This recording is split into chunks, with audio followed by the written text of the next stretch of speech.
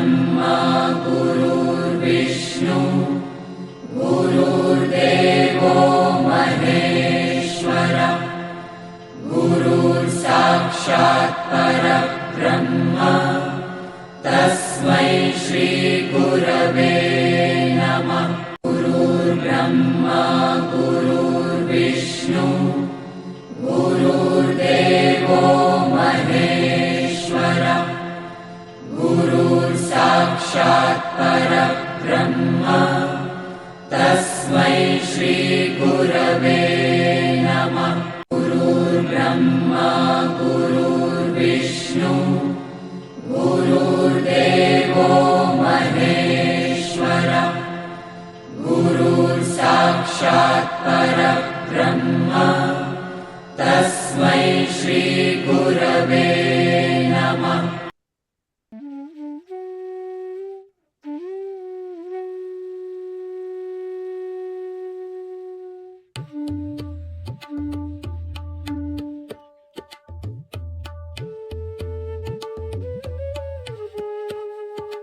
भगवद्गीता ज्ञानेश्वरीच्या आधारे सुरू असलेल्या ह्या प्रवचन मालिकेचे शीर्षक अध्यात्म यात्रा असे आहे।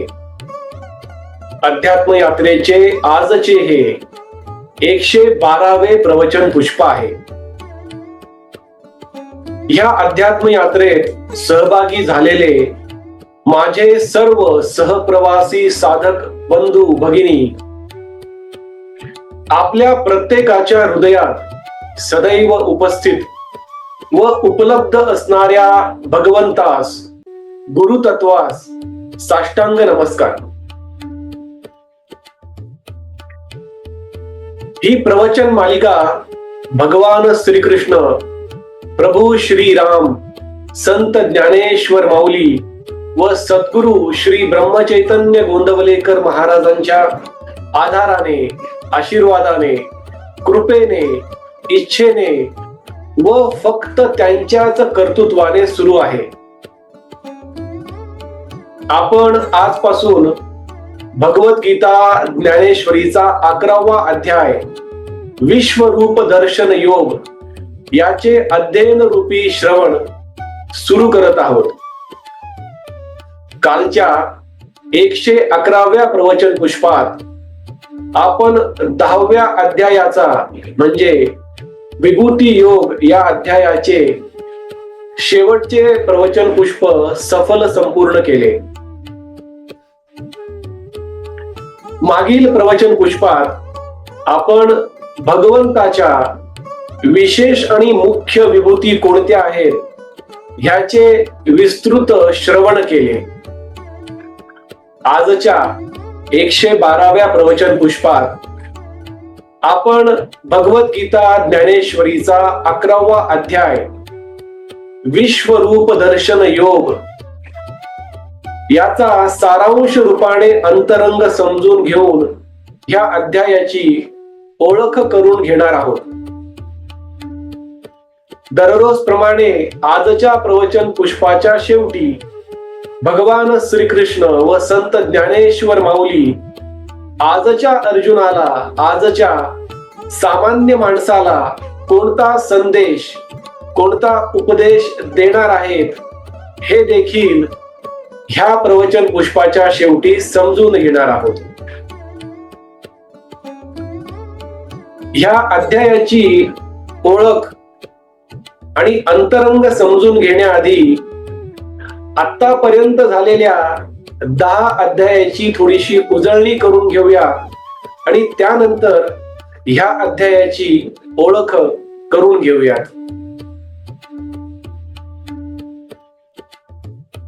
अमर असलेल्या अतिपवित्र असलेल्या कुरुक्षेत्राच्या रणांगणावर युद्धभूमीवर गुरु श्रीकृष्ण व शिष्य अर्जुनाचा हा अमर संवाद पवित्र संवाद सुख संवाद मधुर संवाद सुरू आहे। कौरव सेनेमध्ये असलेल्या अर्जुनाच्या नातलगाला पाहून मित्रांना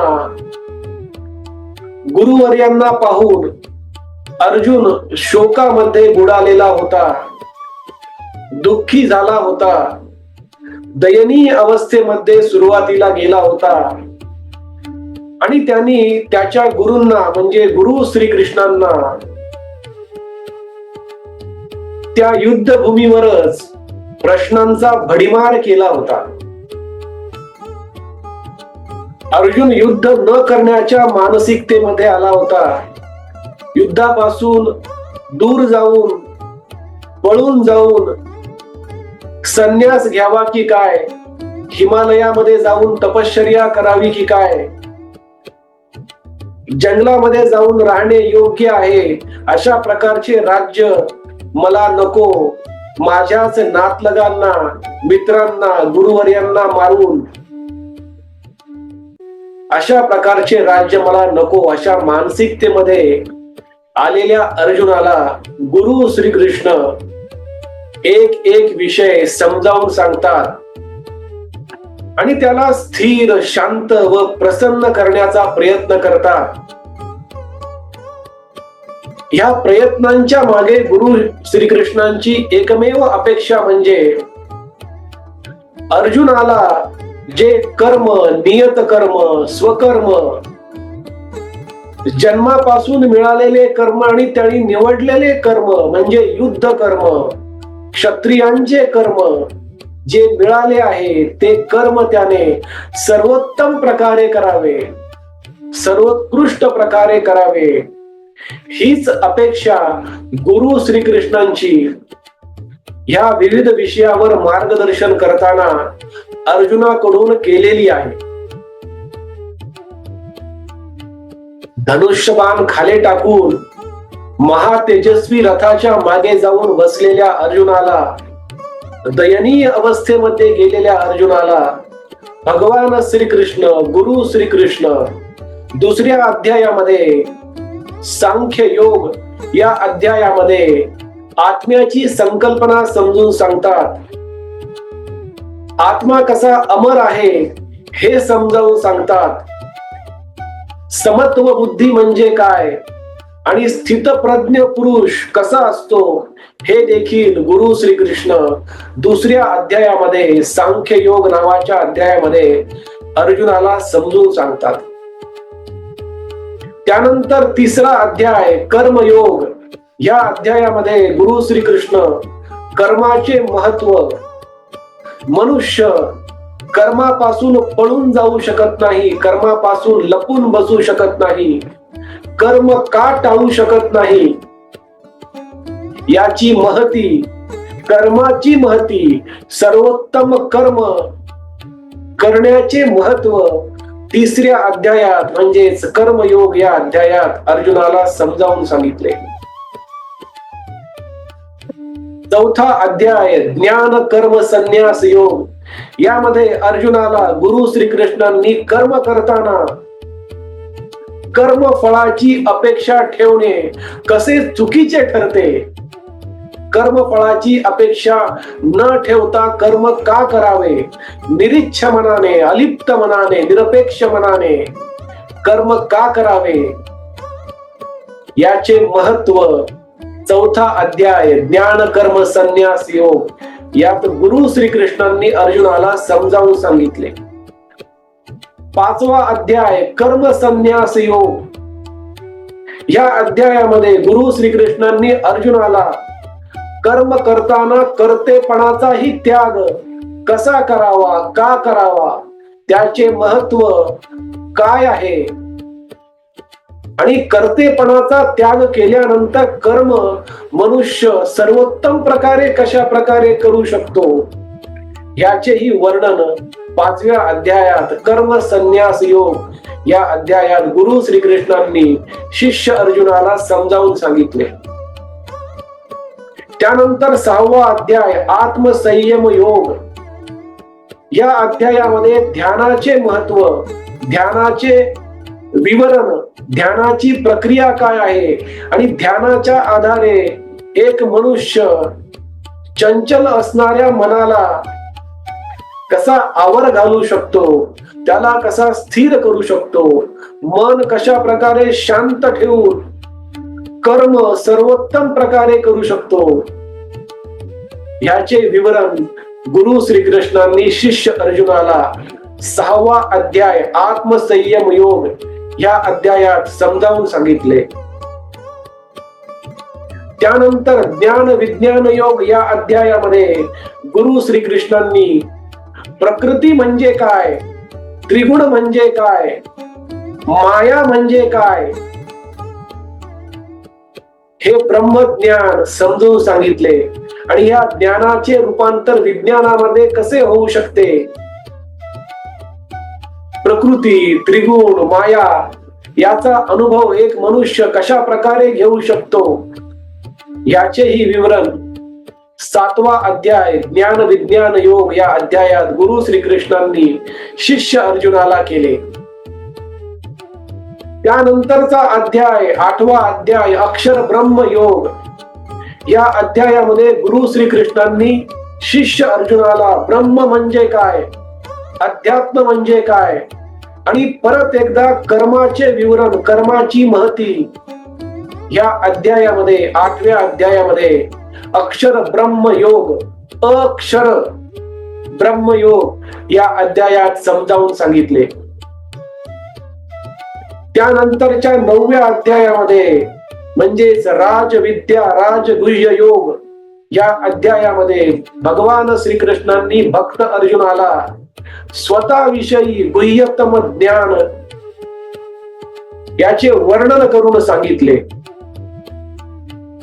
त्यानंतरचा 10वा अध्याय म्हणजे मागील अध्याय ज्याचे आपण अध्ययन रूपी श्रवण कालच्या प्रवचन पुष्पात सफल संपूर्ण केले, त्या 10व्या अध्यायामध्ये म्हणजेच विभूती योग या अध्यायामध्ये भगवान श्रीकृष्णांनी त्यांच्या अनंत असणाऱ्या विभूती कशा प्रकारे आहेत, भगवंताचे ऐश्वर्य किती महान आहे, अवर्णनीय आहे, अनुभवगम्य आहे, हे समजावून सांगताना भगवंताच्या मुख्य आणि विशेष विभूती कोणत्या आहेत, भगवंत तो देव भगवान श्रीकृष्ण कसे चर आणि अचरामध्ये, दृश्य आणि अदृश्यामध्ये, सजीव आणि निर्जीवामध्ये कशा प्रकारे प्रत्येक क्षणी उपलब्ध आहेत, उपस्थित आहेत आणि मनुष्याने त्यांची दृष्टी कशा प्रकारे ठेवून त्या भगवंताला ओळखण्याची, त्यांच्या विभूतीला ओळखण्याची पराकाष्ठा करावी, प्रयत्न करावे, हे देखील 10व्या अध्यायात विभूती योग या अध्यायात भगवान श्रीकृष्णांनी, गुरु श्रीकृष्णांनी शिष्य अर्जुनाला, भक्त अर्जुनाला, एकमेकांसाठी सर्वस्व असणारे श्रीकृष्ण अर्जुन यांचा संवाद आतापर्यंत अशा प्रकारे झाला. विभूती योग, भगवंताच्या विशेष आणि मुख्य विभूती अर्जुनाला समजावून सांगितल्यानंतर अर्जुनाची भगवंताबद्दल उत्सुकता वाढते आणि अर्जुन भगवंतांना म्हणतो की श्रीकृष्णा, भगवंता, अहो गुरुराया, तुम्ही मला तुमच्या विशेष विभूती समजावून सांगितल्या, तुम्ही कशा प्रकारे अनंत आहात, अगाध आहात, अवर्णनीय आहात हे समजावून सांगितले, तर मग मला तुमचे दर्शन देखील द्या हो भगवंता. आणि तिथे हा 11वा अध्याय विश्वरूप दर्शन हा अध्याय सुरू होतो. अर्जुनाची भगवंताच्या विश्वरूप दर्शनाची उत्सुकता पाहून भगवान श्रीकृष्ण अति आनंदी होतात, अति प्रसन्न होतात. आपल्या शिष्याची, आपल्या भक्ताची ही स्थिरता, शांतता, प्रगल्भता, प्रसन्नता पाहून विवेकाचे महापर्वत असणारे गुरु श्रीकृष्ण, प्रेमाचे, करुणेचे, दयेचे, आनंदाचे, समाधानाचे एक सखोल महासागर असणारे गुरु श्रीकृष्ण प्रसन्नतेचे, विनम्रतेचे सर्वोच्च दीपस्तंभ असणारे गुरु श्रीकृष्ण, आत्मज्ञानाचे सदैव अजरामरपणे तळपत असणारे ज्ञान सूर्य गुरु श्रीकृष्ण अति प्रसन्न होतात. अर्जुनाची उत्सुकता पाहून आनंदी होतात आणि अर्जुनाला पुढे संवाद साधण्याचा प्रयत्न करतात. आणि अर्जुनाला ह्या अध्यायामध्ये गुरु श्रीकृष्ण कोणकोणते विषय समजावून सांगणार आहेत आणि अर्जुनाचा भाव विश्वरूप दर्शन केल्यानंतर कसा होणार आहे त्याचा सारांश रूपाने अंतरंग आपण पुढील काही क्षणात समजून घेणार आहोत. अर्जुनाची ही उत्सुकता पाहून, विश्वरूप दर्शनाची उत्सुकता पाहून भगवान श्रीकृष्ण सर्वप्रथम अर्जुनाला दिव्य दृष्टी प्रदान करतात, त्याला दिव्य चक्षु प्रदान करतात. कारण विश्वरूप दर्शन हे कोणताही मनुष्य साधारण चक्षुने, साधारण दृष्टीने, साध्या डोळ्याने पाहू शकणार नाही. म्हणून शिष्य असणाऱ्या अर्जुनाला, भक्त असणाऱ्या अर्जुनाला, परमभक्ताला, परमशिष्याला सर्वप्रथम भगवान श्रीकृष्ण दिव्य दृष्टी प्रदान करतात. आणि मग हळूहळू अर्जुनाला अवर्णनीय अशा विश्वरूप दर्शनाचा योग घडवतात. सुरुवातीला भगवान श्रीकृष्ण त्यांचे उग्र रूप एकानंतर एक असे महाभयंकर रूप दाखवतात आणि अर्जुनाला सांगितल्याप्रमाणे ते कसे प्रत्येक विभूतीमध्ये उपलब्ध आहेत ह्या ज्ञानाचे विज्ञान करून सांगतात. त्याला तो अनुभव देतात, त्या अनुभवाचे रूपांतर अनुभूतीमध्ये पण करतात. आणि या विश्वातील प्रत्येक कर्म, या सृष्टीतील प्रत्येक जीव कशा प्रकारे भगवंताच्या इच्छेनुसार, नियोजनानुसार प्रत्येक कर्म करत असतो हे देखील अर्जुनाला या अध्यायामध्ये समजून सांगतात. स्वतःला विश्वरूप म्हणून प्रगट करताना अर्जुनाला हे देखील समजावून सांगतात की कोणताही मनुष्य भगवंताच्या विश्वरूपाचे दर्शन फक्त अनन्य भक्तीच्या आधारे एक अनन्य भक्त होऊनच करू शकतो. आणि एक भक्त, भगवंत आणि भक्ताची भगवंताप्रती असणारी भक्ती या त्रिवेणी संगमाच्या आधारेच, या पवित्र असलेल्या त्रिवेणी संगमाच्या आधारेच एक भक्त त्या भगवंताचे विश्वरूप दर्शन घेऊ शकतो. आणि अर्जुन कसा सद्भागी मनुष्य आहे, अर्जुन हा सद्भाग्याचा राजा कसा आहे हे देखील भगवान श्रीकृष्ण व संत ज्ञानेश्वर माऊली या अध्यायामध्ये आपल्याला श्रवण घडवणार आहेत. अर्जुन जसा गुरु श्रीकृष्णांचा परम शिष्य आहे त्याप्रमाणे प्रत्येक शिष्य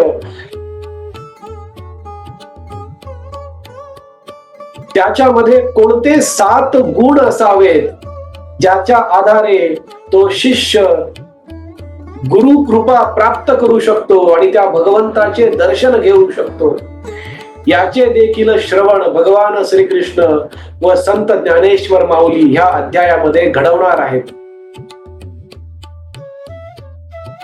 भगवंताच्या अभिव्यक्तीची समानता कोणासोबतही केली का जाऊ शकत नाही याचे वर्णनही भगवान श्रीकृष्ण व संत ज्ञानेश्वर माऊली आपल्याला ह्या अध्यायामध्ये घडवणार आहेत. भगवंताचे विश्वरूप दर्शन केल्यानंतर अर्जुन कशा प्रकारे भयभीत होतो दिव्य दृष्टी प्रदान केल्यानंतरही भगवंताचे विश्वरूप दर्शन घेणे, तो प्रगट झाल्यानंतर त्यांचे दर्शन करणे किती भीतिमय असू शकते, याचे वर्णन देखील भगवान श्रीकृष्ण व संत ज्ञानेश्वर माऊली या अध्यायामध्ये आपल्याला घडवणार आहे. आणि विश्वरूप दर्शन झाल्यानंतर अर्जुन भगवंताकडून कोणत्या मदतीची अपेक्षा करतो? विश्वरूप दर्शन झाल्यानंतर अर्जुन भगवंताच्या विश्वरूपाची कशी प्रशंसा करतो, त्या विश्वरूपाला कसे नमन होतो, कशा प्रकारे नमस्कार करतो, याचे श्रवण देखील भगवान श्रीकृष्ण व संत ज्ञानेश्वर माऊली या 11व्या विश्वरूप दर्शन योग या अध्यायामध्ये करणार आहेत. अर्जुनाची सुरुवातीची उत्सुकता, सहज उत्सुकता त्याने भगवंतासमोर व्यक्त केल्यानंतर भगवंत ज्या प्रकारे विश्वरूप दर्शन दाखवतात आणि तो ज्या प्रकारे भयभीत होतो, त्यानंतर अर्जुन भगवंताची, गुरु श्रीकृष्णांची क्षमा का मागतो आणि परत त्यांचे ते कोमल आकर्षक रूप परत तेच रूप दाखवा अशी विनवणी का करतो? असा हा तीव्र भक्त, परम भक्त, परम शिष्य अर्जुन परत एकदा श्रीकृष्णांना त्यांचे कोमल आकर्षक मित्र रूप, गुरु रूप, देव रूप परत एकदा दाखवण्याची विनवणी का करतो आणि त्यांची सारखी क्षमा का मागतो? त्याचा भाव, क्षमा मागण्याच्या मागे अर्जुनाचा भाव कोणता असतो, याचे श्रवण देखील भगवान श्रीकृष्ण व संत ज्ञानेश्वर माऊली या 11व्या अध्यायामध्ये, विश्वरूप दर्शन या अध्यायामध्ये आपल्याला घडवणार आहे.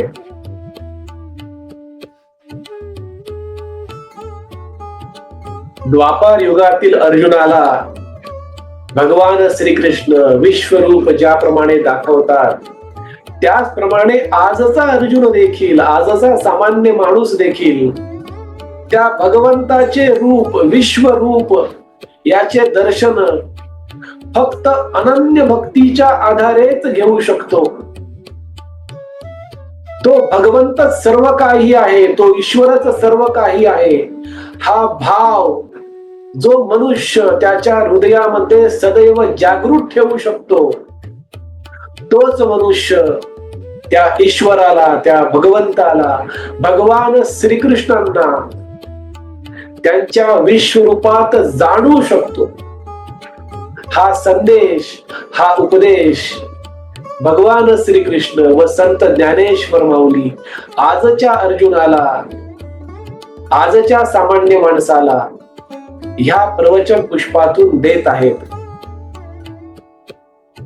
आपण भगवद्गीता ज्ञानेश्वरीचा 11वा अध्याय विश्वरूप दर्शन योग या अध्यायाचे आजपासून अध्ययन रूपी श्रवण सुरू केले आहे. या अध्यायामध्ये भगवद्गीतेत 55 श्लोक आहेत आणि या 55 श्लोकाच्या आधारे संत ज्ञानेश्वर माऊलींनी ज्ञानेश्वरीमध्ये 708 ओव्या प्रगट केल्या आहेत.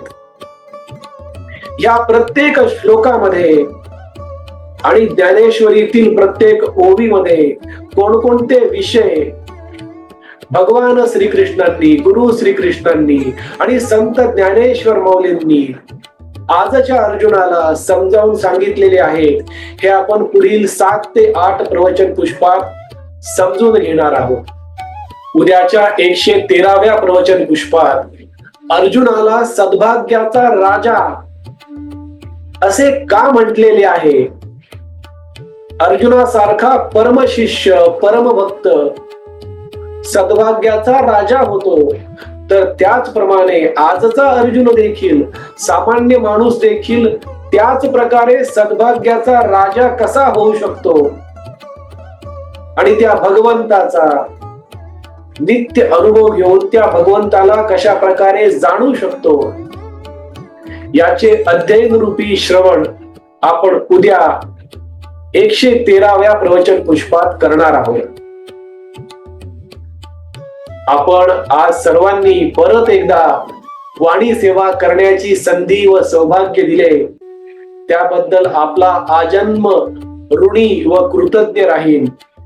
आजची झालेली वाणी सेवा भगवान श्रीकृष्ण, प्रभू श्रीराम, संत ज्ञानेश्वर माऊली व सर्व संतांच्या चरणी,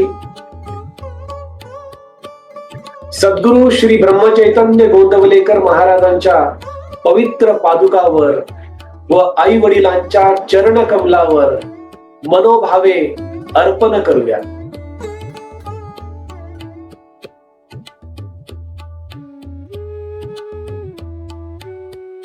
हरे राम राम राम हरे हरे, हरे कृष्ण कृष्ण कृष्ण हरे हरे, हरे राम राम राम हरे हरे, हरे कृष्ण कृष्ण कृष्ण हरे हरे. सद्गुरुनाथ महाराज की जय.